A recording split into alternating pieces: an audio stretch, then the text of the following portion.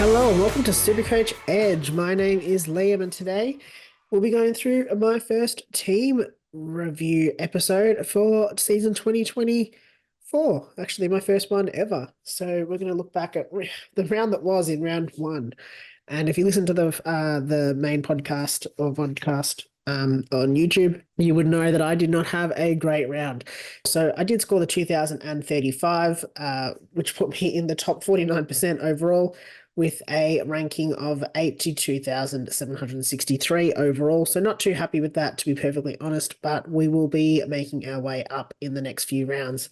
Let's jump straight into my side and let's have a look and go through it and just talk about the changes that happened between round 0 and round 1, and then talk through the players, how they went, the players that are potentially on the block and the ones that are on notice, I want to say. Yes, on notice. So let's kick off. So looking at my backline, I do have Nick Dacos, Tom Stewart, Hayden Young, Will Powell, Zach Williams, and Josh Gibkiss on field at this stage. In terms of my defensive bench, I've got Marty Hoare and B. Howes. I don't know what his name is. What is it? Blake Howes. And onto my midfield, I do have Marcus Bontempelli, Tom Green, Took Miller, Nick Martin, McKercher, Riley Sanders, Charlie Lazaro, and Maddie Roberts. And on the bench, I do have Caleb Windsor, Darcy Wilson, and Jai Clark. Rounding out my rucks, I have Tim English, Brodie Grundy, and Sam Naismith as my R3. And then as the forwards, I have Luke Jackson, Sam Flanders, James Jordan, James Harms, Harley Reid, Alex Sexton, Ollie Dempsey, and Aaron Cadman on the bench. Ollie Dempsey and Cadman on the bench, obviously. So looking at the changes that did occur to my side between my team reveal and round 1, I did announce that on Twitter just because I did feel a bit bad when I did make some changes. I obviously had Darcy Parish at the time, so he was in my midfield, so I was one midfielder up, and I had Flanders as my F1. So with that meant that I could bring in Luke Jackson. So I downgraded Parish essentially to Luke Jackson, moved with some GPP swings. I also moved Sheasel down to Powell. I just wanted to bring in a bit of a pod. I'm looking for some more pod options for my team, and also thought that potentially, I think Sheasel, I know he did well, scored 130. I think he'll be around the same I think he's about 550 at the minute, 550 to 575 mark. So if I needed to get him in later, I wasn't too concerned. I thought I'd be able to do it relatively easily. So there was that. And then with the leftover cash, which I had quite a bit, I decided to go up to Tim English, not because I was worried about Gawn. I was not convinced, but I thought he would, bounce back and score relatively well. But I did want to kind of go a different option with a pod. And not that Tim English was an entire pod. I think he's still in like over 10% of teams, 13% of teams. But I think overall, he'll bounce back. And I think, just a bit of a point of difference to other teams, particularly in the ruck. So now in terms of round 1 scores, we'll start off with the backline. Pretty happy overall with the backline. Dacos, Stewart went well. Will Powell, 118, pretty happy with that as well. That being said, Hayden Young at a 70, not too happy with that. I think we saw him move back a little bit with obviously Fremantle's defensive woes and issues based off, just the personnel falling, dropping like flies in the back line. And we'll also see Hayden Young, Longmuir said that we'll see him playing a bit more defensively as well, which does concern me. He scores much better when he's obviously a midfielder, not a defender. And so I'll be giving him another week. So he's on the block this week, not on the block, on notice. Did have low disposal efficiencies. That probably affected him, much like a Nick Martin, who we'll chat about shortly. But I think the role is the concern for him if he is playing in defense. So I'll be watching that very closely, and I'll give him another week, but he will be on his way if he is playing in defense, because he's going to drop in cash and potentially not score well enough to be in our defensive line. And it could be my way of getting Sheasel in or someone similar. So then moving on to the rookies, or the mid-prices / rookies, I've got Zach Williams, 51. I mean, he scored a 73, so 51's not what I was wanting from, someone like him. As a result, I mean, I think his break even's -2 off memory, so we're still going to make some cash. Yeah, -4. So we're still going to make some cash. Like if we have a look at it here, projected score of 46 gets him up another 23K, 24K. Yeah, so we're not looking at much cash gen from him unless he really skyrockets. Bit of a concern. He's one that's on the block this week. Just purely because I think I can get up to a D'Ambrosio, who I think has a much better role, much better cash gen potentially with that 132 score. Josh Gibcus, obviously, poor guy, doing his ACL injury played. Thoughts go out to him, so hopefully he is all good and ready to beat our SuperCoach sides next season. But yeah, he's obviously an issue that I'll have to deal with. Thankfully, weirdly, I don't know how I avoided Reed. Pure fluke. I think I brought in Horde just to test out whether what it looks like and forgot to change it back. So thankfully, it meant that I haven't got the Reed injury, just by chance, really. Um, yeah, so pure dumb luck. Gibicus, though, will be making his way out. I might hold him this week, and we'll chat about that when I talk about my trades. Just purely because I think he has, like, he's not going to go down in cash. We've got best 18 this week as well, so not too concerned. I've got plenty of players to play. I think I've only got Williams, who's missing this week, and then I'll bring in some other guys to help benefit me in the next couple of weeks. So, yes, that's one thing to consider there. Marty Hoare, Howes both went well, 60s, happy with that. Would have been able to bank some more, like, if I got both of those on field, that's an extra, 40 points, 41 points, plus an extra 13. So there's almost 50 points, or just over 50 points there. That I could have had would have got me up to 2080, so closer to 2100. Rookie roulette, obviously a killer. Then onto the midfield, did choose to captain Bond, not too bad, 126, captaincy worthy. Obviously didn't have the loophole option, so I had to go straight captain. Would have liked to have gone Tom Green, who was probably my preferred option, but I don't know, there was just a bit of worry about him and whether North was his sort of bogey side, for want of a better term, but bounced back. Well, I don't know if bounce back's the right word, but went 152. So would have been a great option. 300 points there would have definitely helped me, as opposed to get me an extra 26 points on top of what I had from Bond. Again, if we had picked the right rookies on field, would have got me up to probably 2100, over 2100 at that stage. Anyway, so Bond, Green, and Miller all killed it. Pretty happy with that. Miller, a good value option at 545K. Nick Martin, not too happy with his score. I think there's a lot of people jumping off. We've spoken about him in the main pod, so I don't want to go into too much detail, but I think the role's there, which is positive. The issue is just that his disposal efficiency looked shocking. Now with with Mason Redmond going out with obviously for 1 week with a suspension, Nick Martin should have a better role. Like, he's going to be a distributor. This is the week where I think I'm going to judge him harder. If he basically does badly again, he's out of my side. I'll be trading him on, but I'm willing to give him the extra week because I think the role was there. We saw what he could do in the preseason. I think he scored 110 or something like that. If he can do something similar, that's what we're looking for this week. I think with Mason Redmond, the role's going to be more focused on Martin, and he's going to get more kickouts potentially as well, because Redmond was the number one kickout taker, followed by Andy McGrath, and then Martin in third place. I think he took about 3 or 4. So just another thing to consider there. There could be some more points on the board for him this week. I do know some people that are trading him out. Look, I'm not probably for it. I think you should probably hold him, and not ignore the score and look at the role. And I think that's where, if you've got like a Fisher and a Martin, Fisher's probably the one that I would be considering to punt first. In terms of the rookies on field, McKercher 88, pretty good. Sanders a bit of a concern with a 43. McKercher, just back on McKercher, his role looks good. So happy with him. Surprised that some people decided to fade him. I think I'd be making sure I get him in because he'll play 22. He's going to have job security and he looks good. He's got scoring potential as well. So pretty happy with that. Sanders, 43. Not great. Subbed by Bevo, which limited him as well. Bit of a concern there. His break even, obviously, he only played 1 game, so he's still got another game to go. but with a break even of is now down to 26, still pretty high. Might not make that much cash. Maybe one to look to move on. Especially if he's going to be bevoed again, potentially being starting as a sub, maybe being subbed out. Bit of a concern there. Next up, Charlie Lazaro. He is firmly on the block this week. I think he's going to get traded.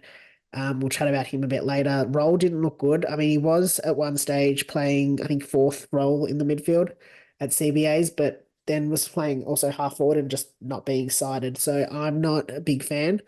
A 42, not good enough. I'll probably be moving him on at this stage. Matty Roberts, 69, nice. Yeah, great score there. Shown in the last two games that he can score well with an average of 72.5. So he's going to go up. He's got minus 58 break even.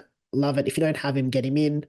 Likewise with Howe, who I didn't mention earlier, his break even of minus 86 with his average score of 77.5. So get him in if you haven't got him in. He's probably one of the keys. And the other one being Roberts. If you don't have those two, get them in. Moving on to the bench. Caleb Windsor, 72. Very good score there, minus 30 break even. Pretty happy with how he went on the weekend. Bounced back after his first score of 58. We saw what he could do in the preseason as well, so I think he'll have some good scoring potential, and he's got that DPP. I'm assuming you started him if you didn't. Higher priced, 180, probably hard to get in. I'd be prioritising a Hoare and a Roberts over him, and probably also a Berry, who we'll talk about a bit later, Thomas Berry. But one other to consider if you do need some some midfield rookies or some forward rookies. Darcy Wilson, 130.8k, went well, 66. Not much more to talk about there. Jai Clark, a bit of a concern at 13. I'll give him another week. I don't think he's worth trading out just yet. Has the 34 break even. He's going to have the job security, I think, or not necessarily the job security, but just I think he'll be picked. Could be a bit of a scapegoat. Did went at like 33 or 35% or something, super low. So we'll be watching him this week. If he does it again, I might look to move him on next week for another mid rookie or look to DPP swings or whatever to see who else is good. But yeah, at this stage, I'll be holding him. I don't think he's worth trading out just yet. Just see how he goes again on the next week. And onto the rucks, Tim English, 119, not exactly what I'd want from him. Would like a higher score. Give him some leeway for it being the first game back. I think he'll bounce back. Bit of a pod there for me. At worst, if I'm really concerned about him, I can always go down to a Gorn if need be. But I don't think I'll be doing that. I think Tim English is picked as a keeper and he'll be a keeper by end of season. Brodie Grundy, 71, bit of a concern. But I think he'll bounce back as well. He's my bigger concern of the two rucks. But his break-even is still 57. I mean, we saw in round 0, he went 139 against Gorn. Biggest issue in this game, he had low disposals, so he had the 8 disposals compared to, I think, 23 the week before, so quite low. And also went -7 in freeze, or had 7 freeze against, which is a killer. I think he was hardly done by, to be perfectly honest. Don't come for me, Pies fans, but I do think it was ruckcraft as opposed to outright holding that I think he was getting pinged for quite a lot. Like just his strength over, Darcy Cameron and I think Mason Cox as well was also rucking against him. So I do think he'll bounce back against Essendon. I mean, he's got like an average of 106 or something against the Dons. So has a pretty good run to come up with his next 3, with his average against those opponents, which is 105, 109, and 105 again. So yeah, I think he'll have some good scores to come, so don't worry about him. Sam Naismith, obviously on my bench, was was omitted after round 0. I think probably quite harshly. I think he'll come back in across the rounds. It was kind of just a decision that he's got a game in the bank. He's priced at 123k, can use him as a loophole until he comes back and makes some cash, and it'll be fine. In terms of the forwards, Luke Jackson, Flanders, pretty happy with their scores, 113, 128, just what I wanted from those two. James Jordan, 84, again, just what I wanted. If you haven't got him in, look to get him in. Probably hard at 275, but potentially if you've got a James Harms over him, I'd be looking to get him in. Has some good scores. And we'll go up this week, -12 break even.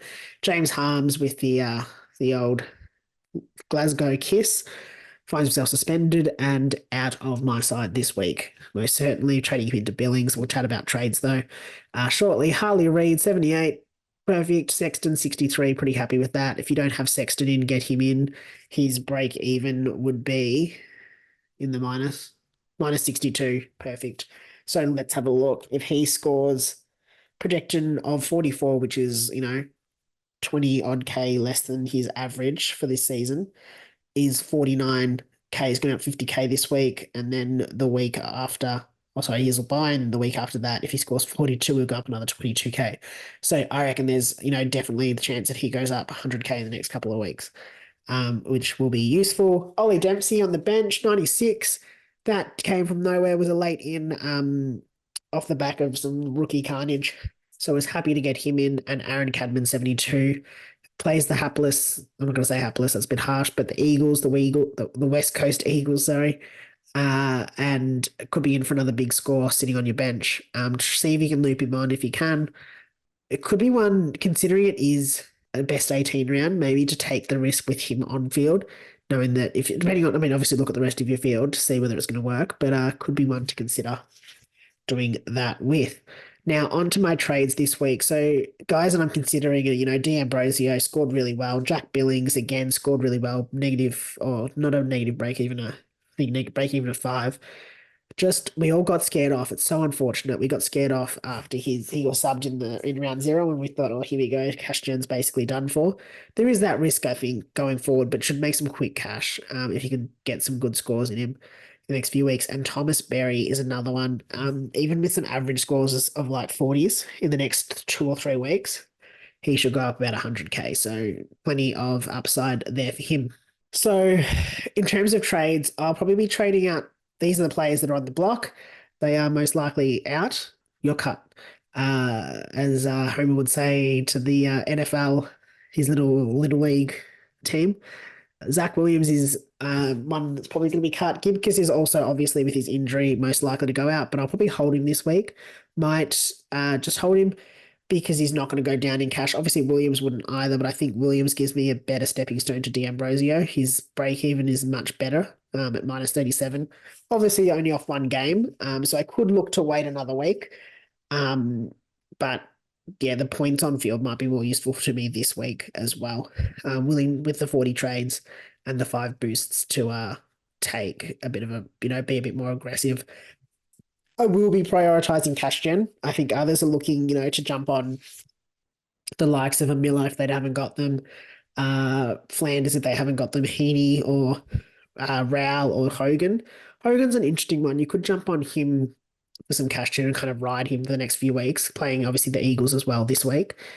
But for me, probably just it's a bit difficult to do without losing someone that I genuinely do want in my side. So anyway, so Williams, Gibcus, Lazaro on the block. I just don't like the role. And James Harms gets cut because of his Glasgow kiss. So dumb. So dumb. And then on on notice, I'm putting Hayden Young on notice. If the role doesn't improve, or the role doesn't look good, he will be out of my side. And Nick Martin is also on notice if he can't improve his kicking efficiency, which I think he will this week. So I don't think there'll be too much concern there. So jumping into my trades, I guess what I'll be looking at, I've activated my boost, so I will be using the 3 trades this week at this stage. Obviously, this is pending team sheets and all that. I will be trading Zach Williams at this stage, Charlie Lazaro, and James Harms. And that will give me 659K to play with. Sorry, as my SuperCoach slowly loads. And so players that I am considering for those roles, just use the filter so we can do it quickly. So in the back line, it will be D'Ambrosio. We'll jump into him and have a look at his stats in a second. So he looked good in the back line. I think he'll be, it's just a quick cash grab, I think, with him. D'Ambrosio. So we have a quick look at his stats here. I don't know if it's going to let me or it's going to get annoyed. So he is currently in 9% teams that'll skyrocket. Score of 122 on the weekend. With a score of 49. He's gonna go up at least 44K this week. Sorry, not this week, next week. But that'll go down, you'd expect. I think he'll score better than 49 on the weekend. And then and that'll drop his break even further, and the weekend after should score really well. Or should be able to go up decently in cash as well. Now, for my next player, I will be swapping Reed into the midfield because I got Lazaro there, traded him out, and I will be bringing in two forwards. So my next player to bring in the forward line will be filter for them. And I'm sure this comes as no surprise for James Harms, the player I originally wanted and been in my side all preseason, Jack Billings. So that score of 119 on the weekend, scored really well. What we want to see, obviously had then the 11 in his first game as the sub, which is a bit of a concern. 6% of teams that'll go up, break even of 5, so he's going to make some quick cash. If we jump down to here, if he scores 66, he's going to go up 28.1K, drop his break even to minus 36 because that 119 is going to stick around for another 3 weeks, or another 2 weeks, sorry. So he's going to go up another 44K. If he can then score 57, break even does rise, but he should go up to 320, which is 80K, but I think he'll end up a bit higher than that, hopefully, with some good scores. And then finally, the last one to come in at this stage will be Thomas Berry. Feels like a trap, I'm going to be honest, but I mean, the stats don't lie, like the numbers don't lie in terms of his break even and how much cash he could make. Obviously, watch him, make sure he's not subbed out, or not subbed out, but not dropped. Minus 75 break even, I think, is the best of all players at this stage. He's the 8th highest forward rank. That'll change very quickly, I assume. Average score of 83, so he scored 62 in the first game, 104 in the second game. Faces the Bulldogs this week, who he's, not averaged well against. But if he has a score of 52, he's going to go up almost 60K this week. And then if he has a score of 53 the week after, not the week after, sorry, he has the bye, and then the week after that, he will go up another 40K. So that's 100K, almost 100K in 2 weeks. And that's assuming a score of 52 on 53. So should be able to make some cash, get up 100, 120K pretty quickly, and then we can move him on next and, cull him for the cash he makes us. So that's the trades at this stage. So I'll just jump back out of that and I'll just complete those trades. Leaves me with 27K in the bank. So I'll confirm them to show you what the side looks like. So obviously I am holding Josh Gibcus here, 150K. He'll be traded out next week, most likely. When I get a better look at Caulfield, make sure he's okay. Yeah, other players like Young and Martin will be on the block, and Jai Clark as well. So I guess that's it. Oh, in terms of captain for this week, I'll be able to use a VC, obviously, with Gibcus not playing. And I think that's the only player I have that's actually going to buy this week. So Dacos will probably be, he plays early on the Thursday night, so he'll probably be the VC. And then most likely, who else? Tim English doesn't really score that well against the Gold Coast, but Bontempelli potentially down at Mars. Could be in for a good score. Green against the Weagles, I like that one. Miller potentially against the Bulldogs as well. I think at this stage it's probably Nick Dacos as VC. And I am going to say Bont or Green. Maybe Green facing the West Coast Eagles. I think there's a big score coming there. Just if I get an itchy trigger finger, I might go Bond earlier, assuming that Nick Dacos doesn't go 125, 130. And I'll have a better idea by, 1 o'clock on Sunday, sorry, as to whether I need to, take the risk on a green or if I want to, go for a Bond, chase some points. So we'll go from there. But yes, that rounds out my side. I am going to undo the changes because it could change, obviously, as we go. But just to just to go back over that, I will be trading Williams to D'Ambrosio, Charlie Lazaro to Thomas Berry, and James Harms to Jack Billings, which will leave me with 27.2K in the bank, and I will be using 3 trades. So just cancel those, and we'll go from there. So yeah, that rounds out my team review. If you have any questions, please feel free to hit us up. Make sure you like and subscribe. Leave us some comments if you have any questions or any thoughts.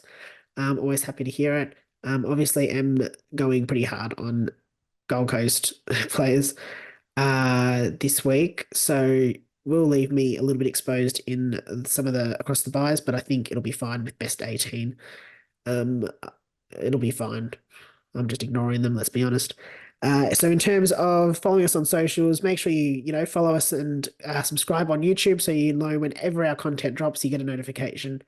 On Twitter, you'll find us at @supercoach_edge, Damon at DamonJ88, myself at Liam Evans _95.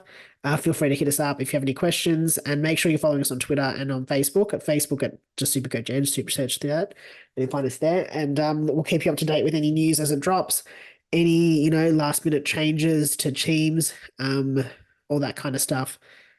So yeah, thanks for joining me. It was pretty fun. I'm enjoying these, going into my team, analyzing a bit more. Hopefully next week I can join you with a much better rank, a much better score, and a much happier team. But yeah, hopefully your team does well. Hopefully we both come back. We all come back next week and are happy with where we're at.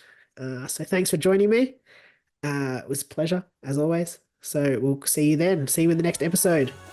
Thanks, guys. Good luck in round 2.